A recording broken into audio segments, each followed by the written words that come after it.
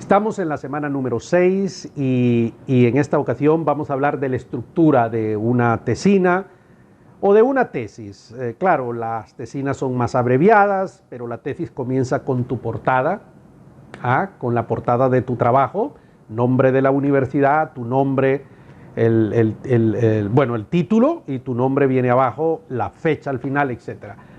Cuando es una tesis, escribes una dedicatoria. En una tesina no tienes que hacerlo.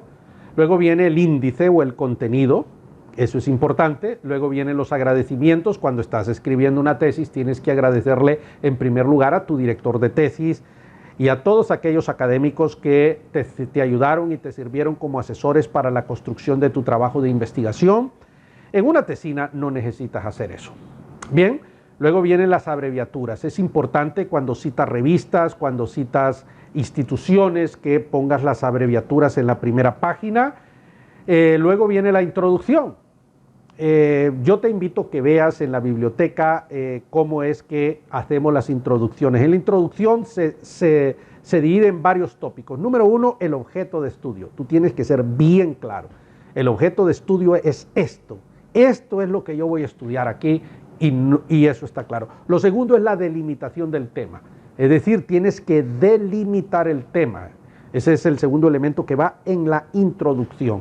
Es decir, no puedes hablar de algo en general porque las investigaciones son de cosas bien personales, bien particulares. Tienes que delimitar lo más posible. Voy a decírtelo en palabras sencillas. Un trabajo de investigación es hablar mucho de muy poco.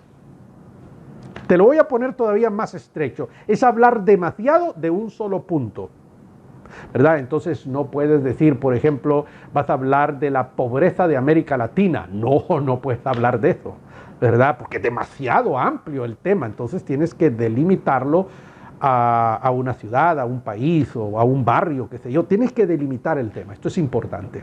En la introducción se pone eso. Luego las fuentes de conocimiento,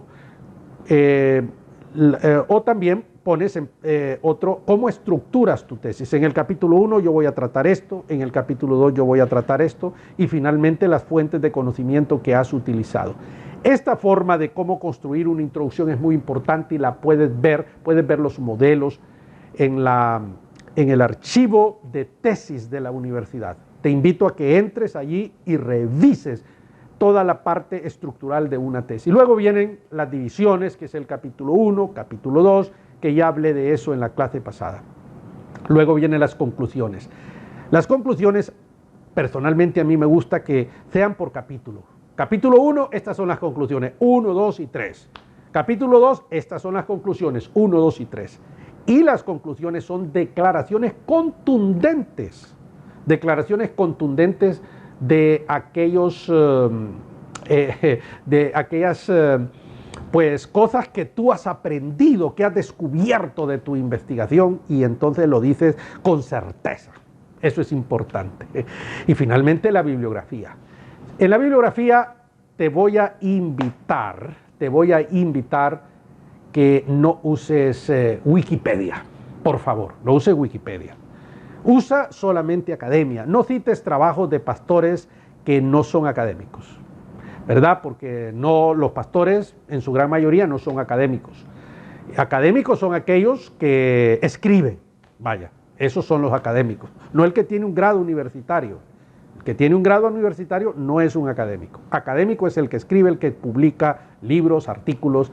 Esas son las fuentes que tú debes citar.